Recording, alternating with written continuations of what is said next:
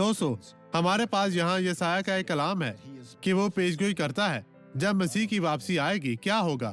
वो फिर गीत के साथ मैं नहीं पीते, जिस्म के त्यौहार खत्म हो जाएंगे, पीने वालों को शराब तल्ख मालूम होगी।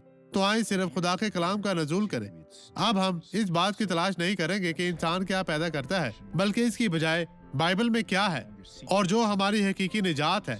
खुदा के कलाम को जाने बगैर आप आसमान पर नहीं जाएंगे और आप बुरी ताकतों से आजाद नहीं होंगे, यही बाइबल कहती है। अब इस गवाही को देखें और इसके बाद मैं आपके लिए दुआ करने वापस आऊंगा। खुदा के कलाम को समझे, जाने और बरकत पाए। खुदावंद आप और आपके घराने को बरकत दे। आपको क्या हुआ था बहन?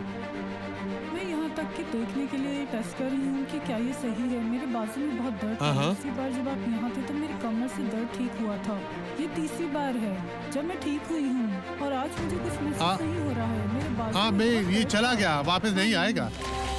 अब मैं आपके लिए दुआ करना चाहता हूँ। बाप, हर इस शख्स के लिए जो तेरी बरकत के लिए पुकारते हैं, मैं दुश्मन की हर ताकत और हुक्म की मुलामत करता हूँ। छोड़ दे, चली जा, मजीद परेशान ना करना, यीशु मसीह नासरी के नाम में। और आप कहें आमीन।